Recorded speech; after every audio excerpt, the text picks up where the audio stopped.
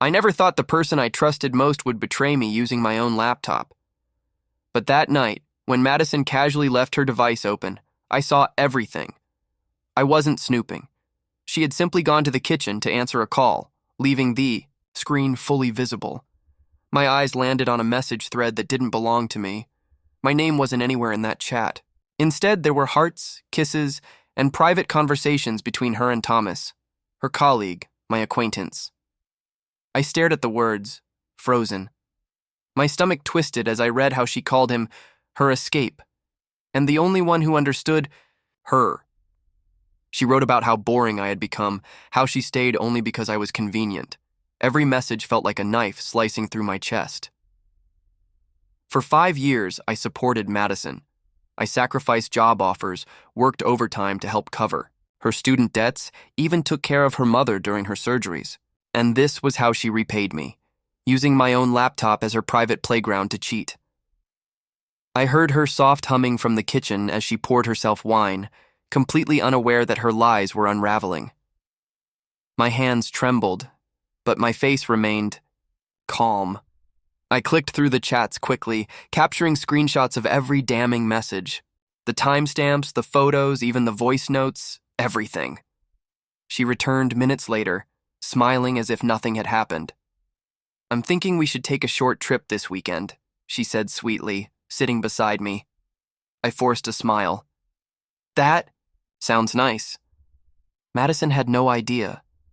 She thought I was still the man who would always forgive her, who loved her too much to ever walk away. But not this time. This time, she crossed a line that couldn't be repaired. The screenshots were saved. The file was ready. And I already knew exactly where I would send them. My name is Charles. I never expected my relationship to turn into a battlefield of betrayal. When I first met Madison, she was everything I ever wanted: intelligent, charming, and full of ambition. She had just graduated from university, struggling to land her first job, while I was already working as a project manager in a mid-sized tech company. We met at a networking event through mutual friends. She was nervous and shy that evening, clinging to her glass of wine like a lifeline. I approached her, made conversation, and slowly watched her open up as we talked about our dreams and careers. That night turned into many more. Soon, we were inseparable. Madison quickly moved into my apartment after only 6 months of dating. She claimed her own apartment was too expensive and said she wanted to build our future together. I never hesitated. I wanted to take care of her, to build something meaningful. At that time, I believed love meant sacrifice. When she struggled to find work, I recommended her for a position at my company. Thanks to her charm and communication skills, she was hired as an administrative assistant in another department. Slowly, she made connections and rose through the company ranks. Madison was quick to adapt and always knew how to present herself in front of the right people. At the same time, I worked even harder. I took on extra responsibilities, late nights, and business trips to support us both. She always told me how proud she was of me, how lucky she felt to have a man so devoted to her. But looking back now, I realize she never stopped looking for something more, or rather someone else. During those years, Madison met Thomas. He was hired into the same company a year after her promotion. Unlike me, Thomas came from a wealthy family. His father owned several businesses in the city. Thomas carried himself with arrogance, always dressed in expensive suits, with that polished fake confidence that seemed to attract attention. At first, I thought nothing of it. Madison introduced him as just a friendly co-worker. She mentioned how helpful he was during work projects and often praised his business acumen. I even met him at a few office gatherings. He shook my hand, smiled, and spoke respectfully, hiding the deceit behind his carefully rehearsed politeness. What I didn't know was how deep their connection had already grown. In public, Madison was still my devoted girlfriend. She posted pictures of us traveling, celebrating anniversaries, smiling at family dinners. She never showed any cracks. But behind closed doors, behind the glow of her laptop, she was building a secret life with Thomas. I noticed small changes at first. She started spending more late nights at work, claiming deadlines were piling up. She traveled for conferences that seemed unnecessary for her position. Her phone became glued to her hand. She turned off her notifications, avoided leaving her devices unattended, and became defensive whenever I asked simple questions. Every time I expressed concern, she brushed it off. "Charles, you're being paranoid," she'd say with a tired smile. "I'm just trying to build a future for us. Can't you trust me?" And like a fool, I did. We had been together for 5 years. I had seen her at her lowest, supported her through family struggles, stood by her when her mother was hospitalized, and celebrated every milestone together. My friends admired our relationship.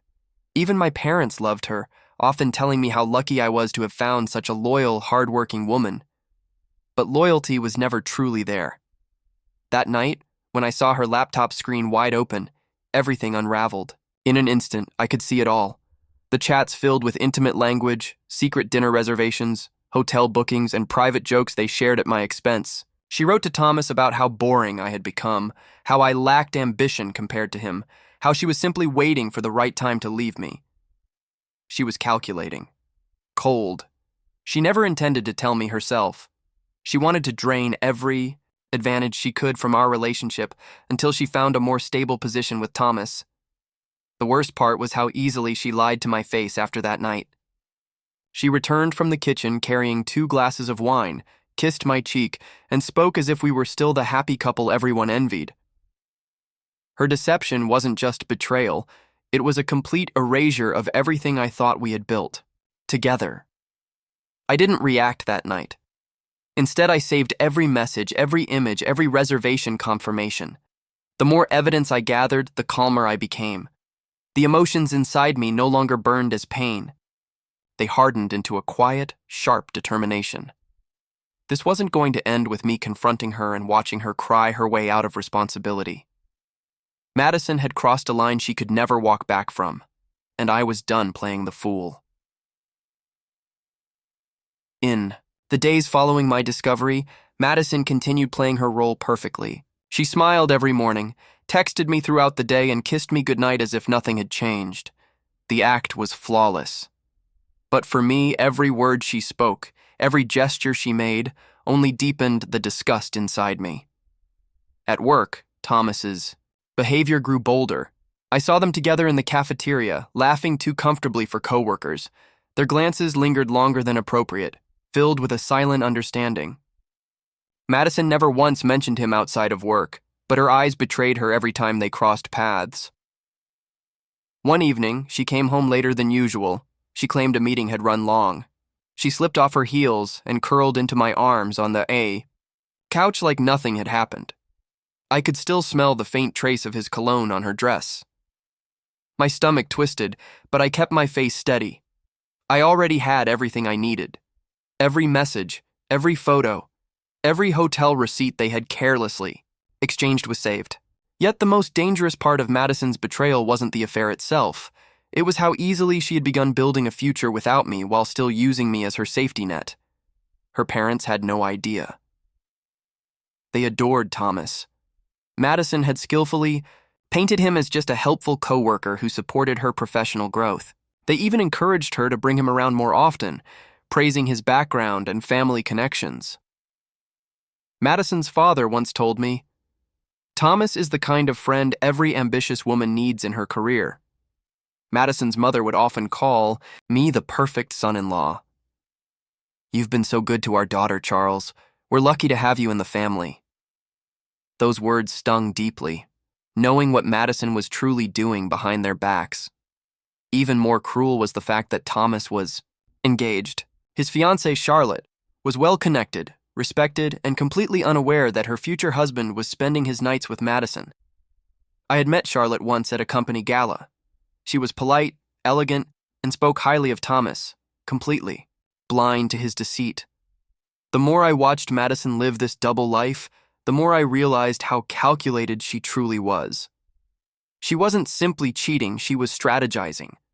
If Thomas didn't work out, she still had me.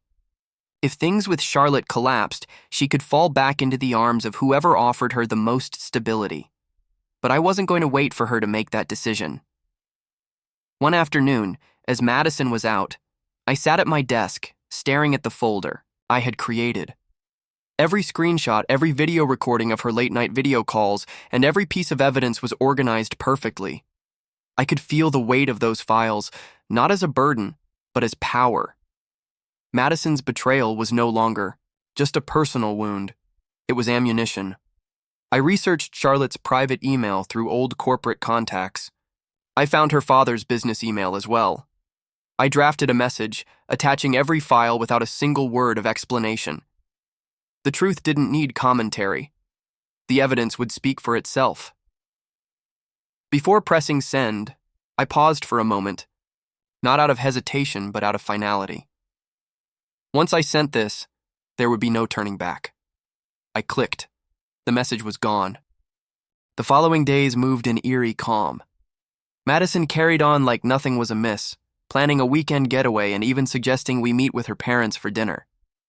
She was setting the stage for yet another performance, oblivious to the storm, quietly forming around her. That Saturday evening, we arrived at her parents' house. They greeted me warmly, offering drinks and light conversation. Madison was radiant, her smile wide, her laughter exaggerated. Thomas arrived shortly after, greeting Madison's father with a firm handshake and exchanging pleasantries with everyone like the polished actor he was. The doorbell rang again. This time, it was Charlotte, unexpected, uninvited, and boiling, with quiet fury. She didn't greet anyone. Instead, she walked directly into the dining room, her eyes locked on Thomas and Madison. Her voice was calm, but ice cold. "How long has this been going on?" she asked, dropping a thick envelope onto the table. Madison's father opened it. The color drained from his face as he flipped through the printed screenshots, reading every disgusting detail. Madison's smile collapsed. Her breathing quickened. Thomas's face turned ashen, his hands trembling slightly. Charlotte's father stepped forward, his voice controlled but filled with rage. "Madison, you've humiliated our entire family, using your boyfriend's computer to betray him while mocking your parents behind their backs. Disgraceful." Madison stammered, her voice shaking. It's not what you think. Charles, say something." I didn't flinch. My voice was cold, steady.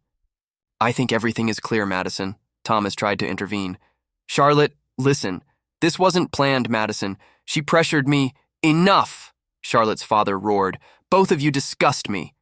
Madison's father turned to me, his voice filled with shame. "Charles, I am deeply sorry. You didn't deserve any of this." I simply nodded. The damage was already done. As the room descended into chaos, Madison's world began collapsing around her, piece by piece. I watched as Madison's face crumbled. Her father stood over her, his hands shaking with fury, while her mother sobbed quietly in the corner. Thomas remained frozen, his mouth slightly open but unable to form a defense. Charlotte's eyes burned with cold hatred, and her father's disappointment hung heavy in the air. And yet, in the center of all this chaos, I felt nothing. Not relief, not anger, only an emptiness that swallowed every emotion I should have had. For years, I had poured my heart into this woman. I had sacrificed everything I could to build a life with her. Now that life laid in ruins at her own hands. The words Madison spoke didn't reach me anymore. Her cries sounded distant, like echoes bouncing off walls I had already built to protect myself. She stumbled toward me, her voice desperate and shaking.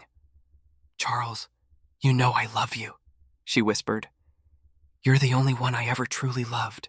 This was a mistake. I was confused. I looked at her without expression. "Save your breath, Madison." Her eyes filled with fresh tears. "You don't understand. It wasn't serious with Thomas. I never planned to leave you. You mean everything to me." I kept my voice steady. "If I meant everything, you wouldn't have used my laptop to plan your affair." Her father interrupted, his voice thundering. "Madison, stop humiliating yourself." Thomas finally found his voice, stammering, "Charlotte, please, it didn't mean anything." Charlotte didn't even glance at him. "You are dead to me." She took one final look at both of them before walking out the door with her father, leaving silence in her wake. The weight in the room shifted instantly. Madison dropped to her knees, clutching at my hands. "Charles, I lost everything. My parents. My future. I only have you now. Please don't abandon me." I gently pulled my hands away, standing firm. "You lost everything the moment you betrayed me." Her sobs grew louder as her father's voice cut through again, cold and final. "You're no longer welcome under my roof." I watched her collapse entirely, her sobs echoing through the house. The drive home was silent. Madison barely moved, in the passenger seat, her shoulders trembling with every breath. I didn't say a word. My mind wasn't swirling with anger or sadness. It was calculating. I knew this wasn't over. Madison was manipulative, and I was certain she would try again. Over the next few days, her calls became relentless. Morning and night, dozens of messages poured in. Apologies, explanations, promises to change, desperate attempts to resurrect what was already dead. "Charles, let's meet. Just talk to me, please," she begged in one message. "I made a terrible mistake. I'll do anything to fix it," another read. I read them all but never responded. I didn't need to hear her lies anymore. Every word was just another reminder of her deceit. A week later, she appeared at my door. Disheveled, eyes swollen from crying, voice trembling. "Charles, please." Her voice cracked as she reached out to touch my arm. "We can fix this." I stepped back, blocking her hand. "Go home, Madison. You've done enough." She broke down again, falling to her knees right there in the hallway. Her cries echoed down the corridor, but I refused to be pulled back into her spiral. Inside, however, there was a storm of conflicting emotions. I remembered the years we spent together, the laughter, the dreams we shared, the future we thought we were building, but all of it was a lie. How many of those moments had been genuine? How many were simply performances while she calculated her next move with Thomas? The pain was sharp but controlled, as if my mind refused to allow my heart to feel its full weight. I didn't want revenge in the form of screaming matches or public displays. My revenge was silence. My revenge was indifference. My revenge was watching her world fall apart while mine continued to rise. Every time her name popped up on my phone, I simply deleted the message without reading it. She didn't deserve even a fraction more of my attention. At work, rumors started spreading. Some colleagues learned of the scandal through whispers, others through the storm that had erupted between Charlotte's and Thomas's families. One afternoon, my coworker Liam approached me quietly. "Hey, I heard about what happened. Just wanted to say I'm sorry, man. You didn't deserve any of that." I simply nodded. "Thanks, Liam. I appreciate it." He lowered his voice. "Everyone knows the truth now. You're not the one people are judging." It didn't matter. Their opinions were meaningless. What mattered was that Madison's carefully crafted image had shattered. She was exposed for who she truly was. Thomas's career crumbled almost overnight. His father pulled financial support, and Charlotte's family blacklisted him across several industries. Madison's family cut ties completely, leaving her isolated and desperate, and still, she kept trying. 2 weeks later, I found her waiting by my car after work. She wore the same perfume she knew I once loved, dressed carefully to stir any remaining affection. "Charles, I know I've ruined everything," she whispered. "But please, just give me one chance. Let me prove I've changed." I stared at her, my voice low. "Madison, you don't understand. There's nothing left to fix. You destroyed it all." Her lips trembled. "You can't just walk away after 5 years?" "I already did," I replied, stepping into my car and driving off without looking back. The silence between us grew heavier with each passing day, but my mind stayed focused on what came next. Madison hadn't hit rock bottom yet, but she would. Weeks passed, and Madison's desperation only grew worse. She no longer sent long emotional messages. Now she switched tactics, offering apologies laced with subtle manipulation, trying to test if I still cared. I ignored them all. But deep inside, I knew she wouldn't give up easily. Madison was never one to surrender without exhausting every possible angle.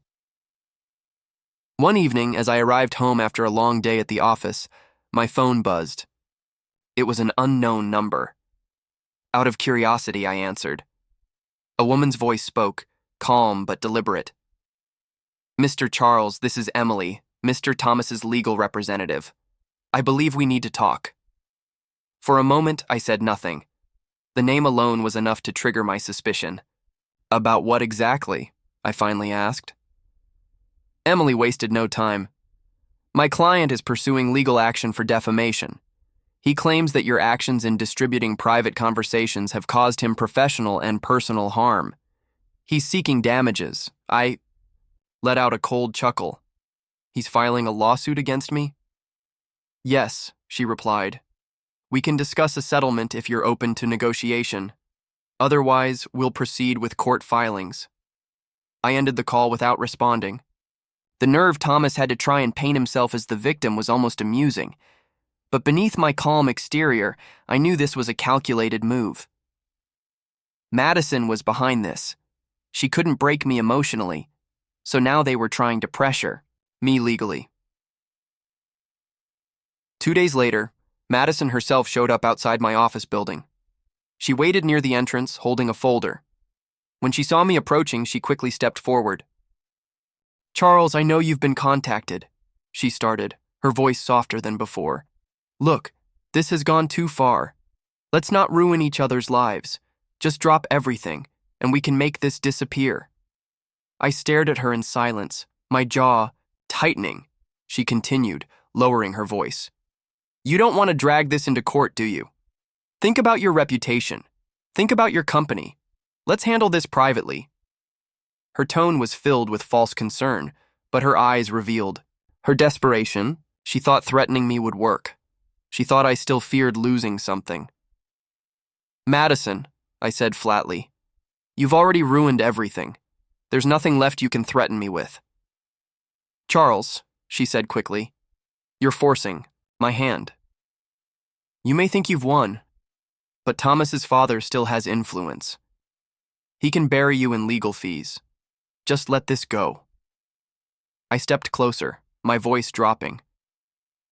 "If you think for 1 second that I'm afraid of either of you, you're more delusional than I thought. I suggest you leave before you embarrass yourself even more." Her confident facade cracked for a brief moment. She blinked rapidly, struggling to maintain her composure. But I could see the fear settling behind her eyes. As she turned to walk away, I watched her closely. Madison wasn't giving up because she wanted justice. She was trying to save herself from the financial collapse that was closing in. Her reputation had already been destroyed, but now she feared losing any remaining stability she had. Thomas's lawsuit moved forward, but it didn't last long. His father, facing pressure from multiple business partners who distanced themselves after learning of his son's scandal, abruptly withdrew financial support. Without it, Thomas couldn't afford the legal fees, and the case was quietly dropped before it even reached court. But the damage was done. The failed lawsuit brought fresh attention to the scandal. Journalists picked up the story, and Madison's betrayal was once again dragged into public view. News of the attempted legal intimidation only painted both her and Thomas as more manipulative and greedy. Madison's employer terminated her contract, citing reputational harm. Her bank froze her remaining accounts as unpaid debts piled up. The carefully built life she had once used to elevate herself was finally crashing down completely. Even after everything, she still tried reaching out last time. Late one night, my phone buzzed. It was a simple message. "Charles, please, I have no one left." I stared at the screen for a few seconds before deleting the message without replying. She had made her choices. Now she was living with them. The storm around Madison had grown silent, but I knew that silence was never peace. It was the eye of the hurricane. And as I expected, it wasn't over yet. Weeks later, I received an unexpected visit from one of my close business partners, Daniel. As we sat down in my office, he pulled out his phone and showed me a message that instantly sharpened my attention. "You need to see this, Charles," Daniel said seriously. "She's playing a new game now." The screen displayed a private message from Madison, sent to one of Daniel's associates. She was attempting to contact my professional network, spreading stories that I had framed her and Thomas, accusing me of fabricating the evidence to destroy their lives for revenge. "She's trying to poison your reputation," Daniel added. "Some people are already whispering about it in certain circles." I exhaled slowly, feeling the familiar surge of frustration beneath my calm surface. Madison was grasping at any straw she could find to pull herself out of the grave she had dug. If she couldn't regain control over me emotionally or legally, she would attempt to ruin my credibility. I sat back and stared at the ceiling for a moment, allowing my thoughts to sharpen. She still believed she could maneuver her way out of the mess. She still underestimated how prepared I was for every one of her desperate moves.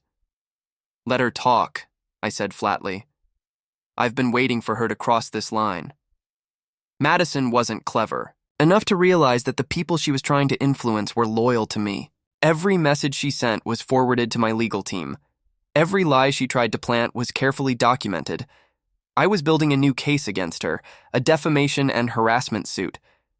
But what Madison didn't know was that her lies weren't her worst mistake. That came a few days later. Late one afternoon, I received a call from Liam, one of my oldest colleagues, who now held a senior role at an investment firm tied to one of Madison's last remaining contacts. "Charles, you won't believe who she went to next," Liam said with disbelief in his voice. She approached Pablo. Pablo was a well-known investor with a notorious reputation for exploiting desperate people. Madison had fallen right into his trap.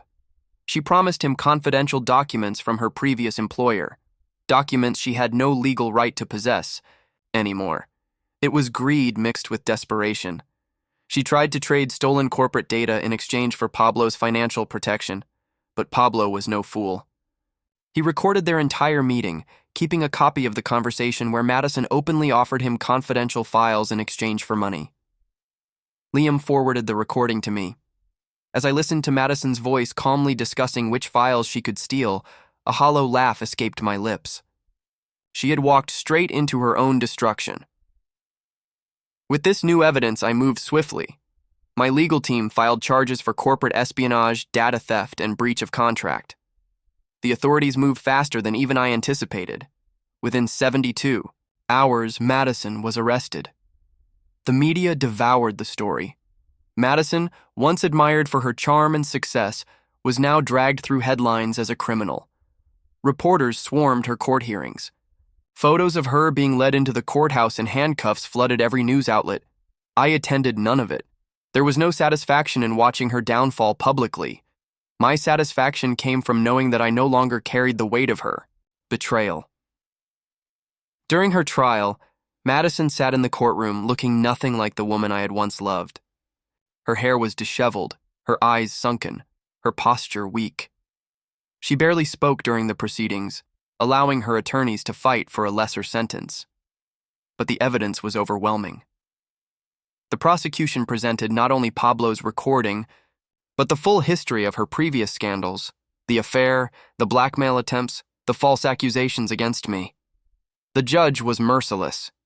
"Ms. Madison," the judge declared in a stern voice, "your actions reflect a disturbing pattern of deceit, manipulation, and criminal intent.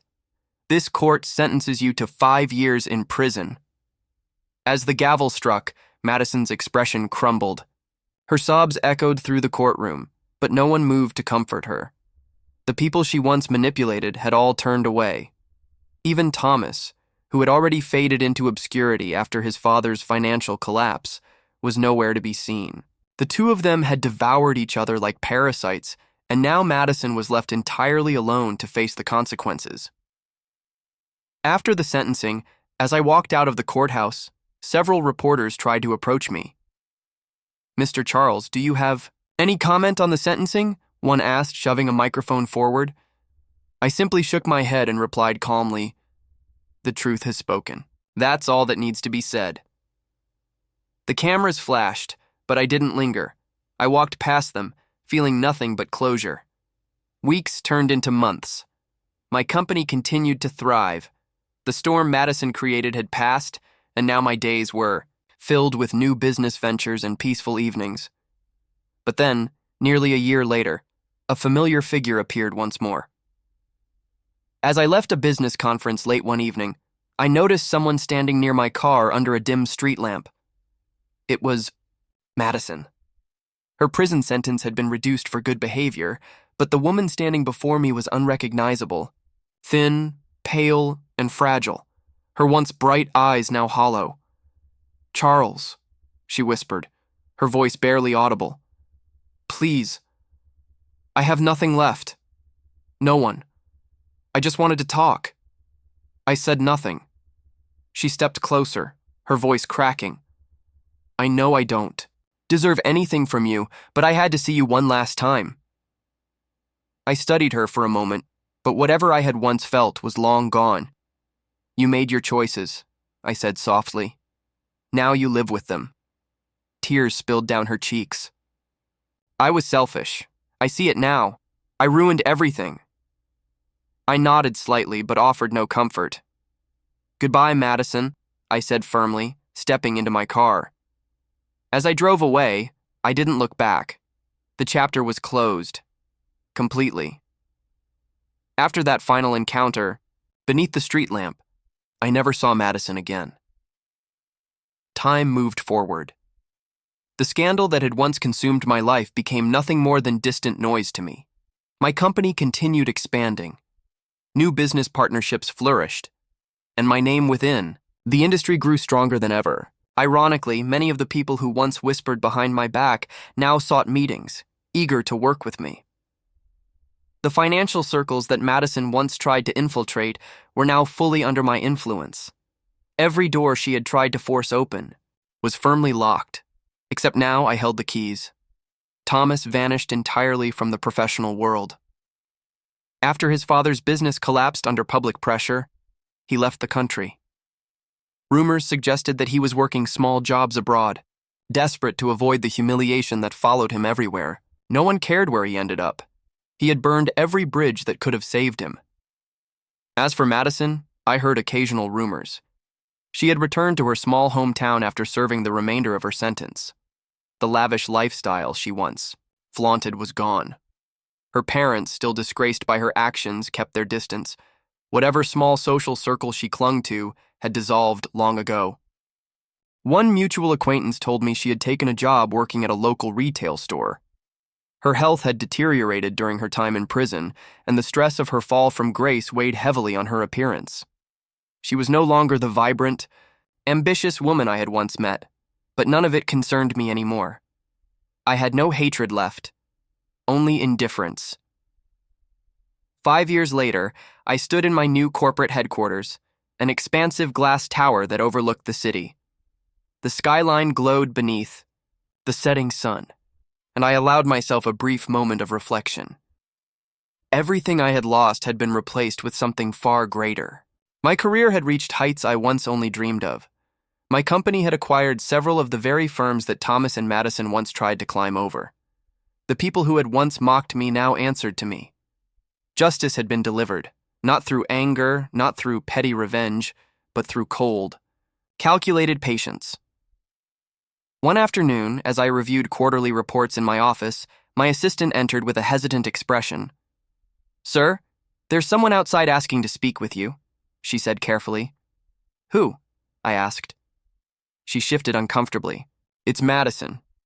I paused for a moment. The name triggered no emotions anymore, only a dull curiosity. "Send her in," I said finally. Moments later, she entered. She looked older than her years. Her once flawless skin was pale and worn. Dark circles framed her eyes.